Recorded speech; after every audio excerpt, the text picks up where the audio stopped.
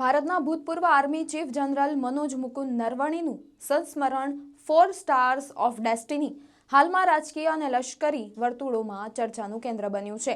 પુસ્તકમાં એલએસી પરની ગતિરોધ કામગીરી અને અગ્નિપથ યોજના જેવા સંવેદનશીલ મુદ્દાઓનો ઉલ્લેખ છે. આ પુસ્તક જાન્યુઆરી 2024માં પ્રકાશિત થવાનું હતું, પરંતુ સંરક્ષણ મંત્રાલયે જ્યાં સુધી તેની સમીક્ષા પૂર્ણ ન થાય તે પહેલા પ્રકાશન અટકાવી દીધું છે.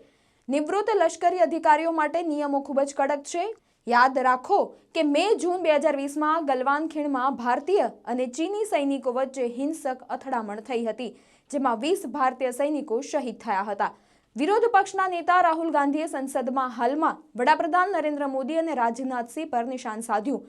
તેમણે ભૂતપૂર્વ આર્મી ચીફના ડ્રાફ્ટ સંસ્મરણો અંશોનો ઉલ્લેખ કરી આક્ષેપ કર્યો છે કે સરકાર પ્રકાશનથી ડરી રહી છે, કારણ કે પુસ્તકમાં દેશના નેતાઓ અને ચીન સામે થયેલા પગલાઓનું સાચું વર્ણન છે. રાહુલ ગાંધીએ એમ પણ કહ્યું કે દેશને ખબર પડશે કે જ્યારે ચીની સૈનિકો આગળ વધી રહ્યા હતા ત્યારે 56 ઇંચની છાતીનું શું થયું. કોંગ્રેસ પાર્ટીએ કહ્યું કે વિપક્ષના નેતા ગૃહમાં ભૂતપૂર્વ આર્મી ચીફ નરવણેના પુસ્તક સ્ટાર્સ ઓફ ડેસ્ટિનીના ડ્રાફ્ટમાંથી એક અંશ વાંચવા માંગે છે, જેમાં 31 ઓગસ્ટ 2020ની એક ઘટનાનો ઉલ્લેખ છે, પણ આ સંસ્મરણ હજુ સુધી પણ પ્રકાશિત નથી થયું.